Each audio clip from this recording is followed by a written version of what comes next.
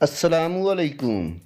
दोस्तों, यूएई वापस जाने के ख्वाहिशमंद अफराद के लिए एंट्री परमिट की शर्त ख़त्म कर दी गई है। वीज़ा होल्डर्स को सफ़र से कबल आईसीए पोर्टल पर अमाराती आईडी, पासपोर्ट नंबर और शहरियत समेत दीगर सफरी दस्तावेज़ात अपडेट करना होंगी। दोस्तों, तफसीलात में जाने से पहले आप लोगों से गुजारिश है कि अगर आप हमारी यूट्यूब फैमिली के मेंबर नहीं हैं तो चैनल को सब्सक्राइब करके हमारी यूट्यूब फैमिली का हिस्सा बन जाइए। तो दोस्तों, मुत्तहिदा अरब अमारात की हुकूमत ने ऐलान किया है कि आज के रोज़ से अमारात वापस आने वालों को एंट्री परमिट बनवाने की ज़रूरत नहीं है। ऐलान के मुताबिक अमाराती वीज़ा होल्डर्स जो इस वक्त अमारात से बाहर हैं, अगर इनके पास वैलिड वीज़ा है तो इन्हें अमारात वापस आने के लिए किसी भी एंट्री परमिट की ज़रूरत नहीं होगी।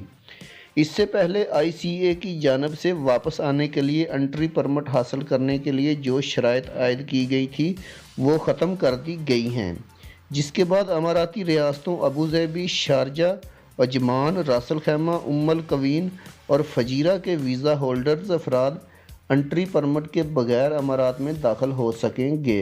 अलबत्ता दुबई के वीज़ा होल्डर्स पर एंट्री परमिट हासिल करने की पाबंदी बरकरार की गई है। लिहाजा आज के दिन से तमाम वीज़ा होल्डर्स बगैर किसी परमिट के सवाए दुबई के बाकी तमाम एयरपोर्ट्स पर उतर सकेंगे। लेकिन मुसाफिरों को अमारात आने से पहले आईसीए की वेबसाइट पर अपनी दस्तावेज़ात अपडेट करना होंगी।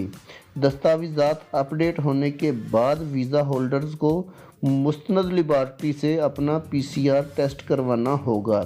टेस्ट रिपोर्ट नेगेटिव आने के बाद 96 घंटों के अंदर अंदर अमारात का सफ़र करना होगा। NCEMA के ज़रिए ट्विटर अकाउंट पे बताया गया है कि अमारात पहुंचने वाले तमाम मुसाफिरों को कोरोना लैब टेस्ट होगा और इन्हें करंतना ज़वाबित की पाबंदी करना होगी। इसके अलावा अल होसन मोबाइल ऐप डाउनलोड करना होगी। दोस्तों, वीडियो बनाने का मकसद आप लोगों की रहनुमाई करना है। वीडियो अच्छी लगी तो लाइक ज़रूर कर दीजिएगा। अल्लाह हाफिज़।